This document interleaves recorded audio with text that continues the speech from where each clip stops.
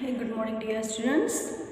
पिछली क्लास में हमने आपको पाठ 2 माता पिता की सेवा नामक पाठ शुरू किया था।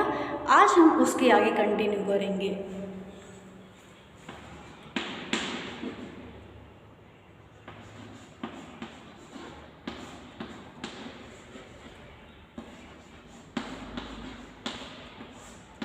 माता पिता की सेवा।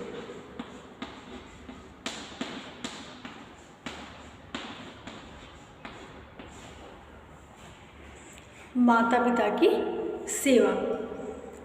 तो इस पाठ को हमने शुरू किया था और हमने आपको बताया था कि ये श्रवण कुमार की कहानी है, जिसमें श्रवण कुमार अपने माता पिता का इकलौता बेटा है और उसके माता पिता जन्म से ही अंधे हैं। और पिछली कहानी में हमने आपको बताया था कि वो एक दिन अपने माता पिता के पास बैठा हुआ था और अपने माता पिता के पैर दबा रहा था। तो उनके पिता ने इच्छा जाहिर करी कि काश हमारे पास भी आंखें होती तो हम भी तीर्थ को जाते। तो ये सुनकर श्रवण कुमार को बहुत बुरा लगा कि अगर उनके पास आंखें होती तो जाते, तो मैं क्यों नहीं ले जा सकता हूँ। तो ये सोच करके वो एक दिन बढ़ई के पास गया और बढ़ई से कहा कि मुझे आप एक कांवर बना दीजिए और इसी कांवर से मैं अपने माता पिता को ले करके तीर्थ यात्रा पे जाऊंगा। तो आगे की कहानी यहाँ तक पिछली क्लास में हमने आपको बताया था। अब आगे की कहानी मैं कंटिन्यू करती हूँ। बढ़ई ये सब देख करके हैरान था और वो बोला, रास्ते तो बहुत कठिन होंगे, ठीक है तुम तीर्थ यात्रा पे ले जाना चाहते हो, मैं नहीं मना करूँगा, लेकिन रास्ते बहुत कठिन होंगे, अकेले कैसे ले जाओगे। तो श्रवण ने कहा कि उसकी चिंता आप ना करें, बस आपकी दुआएं चाहिए, आपका आशीर्वाद चाहिए, ताकि मैं अपने माता पिता को तीर्थ यात्रा करा सकूं। फिर श्रवण कुमार ने कहा, अच्छा आप एक बात बता दीजिए कि कब तक बना के देंगे कांवर आप कब तक बना के देंगे।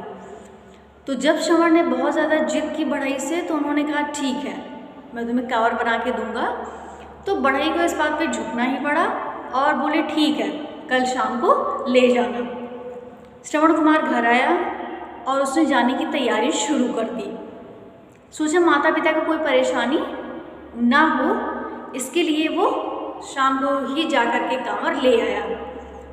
और जब श्रवण कुमार ने अपनी पत्नी को किसी को नहीं बताया था, लेकिन जब वो कांवर लेकर आया तो अपनी पत्नी को तीर्थ यात्रा पर जाने की बात बताई और उसने ये भी कहा कि कल सुबह ही मैं निकल जाऊंगा तीर्थ यात्रा पे। फिर उसके बाद उसने अपने माता पिता के पास गया और अपने माता पिता से बताया कि मैं आप दोनों लोगों को तीर्थ यात्रा पे ले जा रहा हूँ। लेकिन उसके बाद श्रवण के माता पिता ने बहुत मना किया। जब उसने अपने माता पिता को ये बात बताई कि मैं आपको तीर्थ यात्रा पर ले जाना चाहता हूँ, तो उसके माता पिता ने मना कर दिया। उन्होंने कहा कि मैं नहीं जाऊँगा। तो श्रवण ने कहा कि आप परेशान ना हो, रास्ते में आपको किसी प्रकार की तकलीफ मैं नहीं होने दूंगा, किसी प्रकार की दिक्कत आपको नहीं होगी, आप उसकी बिल्कुल चिंता मत कीजिए। और दूसरे दिन वो सुबह ही उठा और माता पिता को कांवर पर बिठाया और चल पड़ा। और ये देख कर के सारा गांव उमड़ पड़ा, सब मन ही मन उसे आशीर्वाद दे रहे थे और राह में जो भी देखता उसकी आंखें भर जाती। वो यही सोचता कि कितना अच्छा है ये लड़का, कितना इसके अंदर अपने माता पिता के प्रति कितना प्यार है। जो भी उसको कांवर पर अपने माता पिता को बैठाकर ले जाते हुए देखता उसकी आंखें भर जाती। इसी तरीके से कई महीने बीत गए और श्रवण दिन भर सफ़र करता और रात को किसी पेड़ के नीचे वो आराम करता और सोता।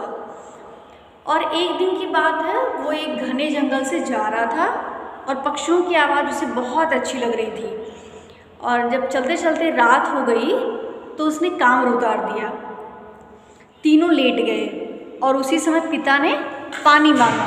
पिता ने कहा कि मैं पानी पीना चाहता हूँ। तो श्रवण ने बर्तन उठाया, उसमें पानी नहीं था। उसने कहा पानी तो है नहीं, तो मैं अभी लेकर आता हूँ। पिता ने बहुत मना किया पर वो पानी लेने के लिए निकल पड़ा। और कुछ ही दूर चलते जब वो चल रहा था उसे एक नदी दिखाई दी और वो नदी से पानी भरने लगा। और इतने में ही जैसे पानी भरने लगा, इतने में एक तीर आया और उसके सीने में लग गया। और उसके मुख से बहुत जोर की आवाज़ निकल पड़ी। तो यहाँ तक आप इस कहानी का अभ्यास करेंगे, आगे की कहानी हम आपको अगली क्लास में बताएंगे।